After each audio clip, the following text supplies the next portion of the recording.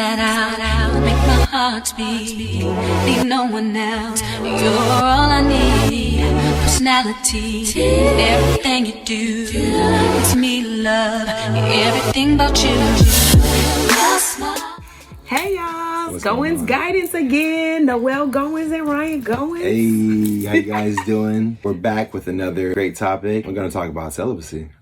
Yeah, we wanted to address a comment that somebody asked, how do you know a guy is celibate? So I'll let Ryan answer that first. Yeah, I'll start there.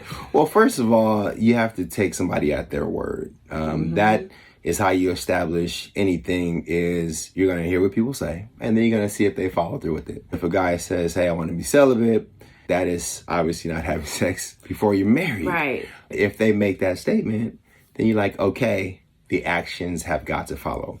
In my case, when I told her that... Yeah, it was his idea. It wasn't mine. He said that God told him when he met his wife that he was to be celibate with her. Yeah. So no guy had ever said that to me. Yeah. And I had questions, ladies.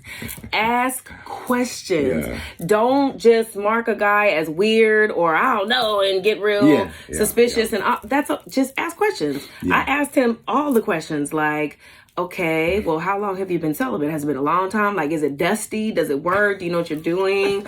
What else did I ask you? You asked me why. And the main reason is for spiritual reasons. But to bring context to that is, I know that if, let's say, for example, if you're really hungry and you like get that hot dog or that hamburger that you wanted, you eat it. And if you eat that like 7-8 days in a row, it's not going to taste as good as when you wanted it that first day. So with me is I didn't want to put a physical approach to something that I know that I needed to establish spiritually and emotionally. Because I know once I would have got that, you know what I'm saying, hamburger, that pie, then, it would have been like, okay, now I can get that when I want to. And I didn't want to come into a relationship where I was going to get married, that I was sure about that, and have that until it was that time, so I wouldn't break. Look, where I was like, oh Lord, I don't want to be with somebody who ain't good in bed. Another thing too is, of course, everybody knew we were celibate because that was something obviously we shared, and people were just like, oh gosh. I mean, you saw the video. People were very nervous for us, but I will say this: I think you know a lot in a kiss. And I think if you really think to any time that you had sex and it wasn't that great or it wasn't passionate or whatever it was, usually like the foreplay wasn't, it matched, okay? Right. But anyway, I'll just say that the kiss, I was like, okay, I'm not worried about that. And everything's been great, guys. Going's great. Right. I have no complaints. Yeah. Do you?